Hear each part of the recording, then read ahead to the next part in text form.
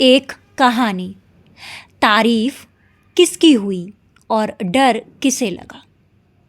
एक वृद्ध लेखक अपने कुछ शिष्यों के साथ रोज शाम को बगीचे में बैठा करते थे।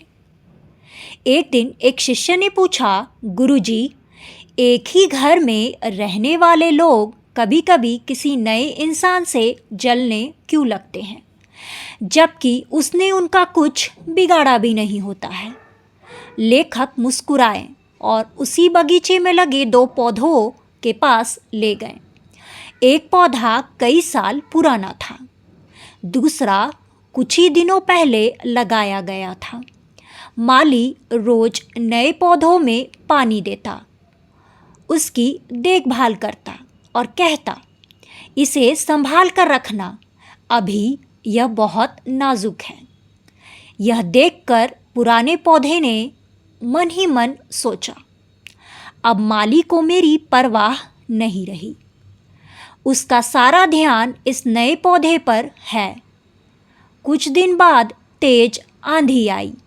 माली सबसे पहले उसी पुराने पौधे के पास दौड़ा, उसकी मोटी शाखाओं को रस्सी से बांधा, क्योंकि अगर वह गिर जाता तो पूरे बगीचे को नुकसान होता।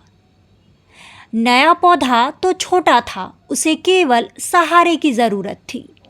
लेखक ने शिष्य की ओर देखा और कहा, देखा, जिस पौधे को लगा था कि उसकी अहमियत खत्म हो जाएगी, असल में उसकी जिम्मेदारी सबसे बड़ी थी। फिर लेखक ने धीरे से कहा, बेटा, घरों में भी ऐसा ही होता है।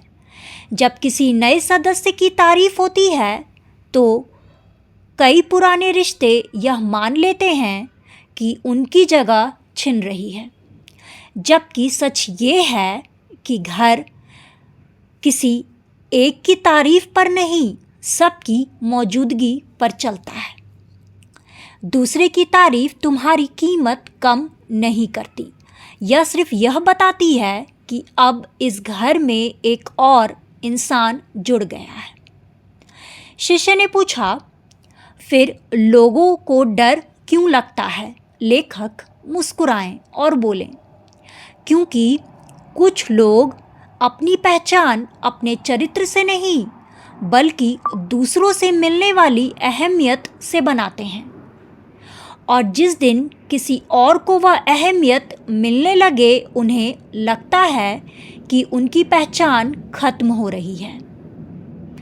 कुछ देर की खामोशी के बाद लेखक ने आखिरी बात कही, जिस इंसान को अपनी कीमत खुद पता होती है, वह कभी किसी और की तारीफ से नहीं डरता। डर उसे लगता है जिसने अपनी पहचान लोगों की तालियों पर बना रखी हो।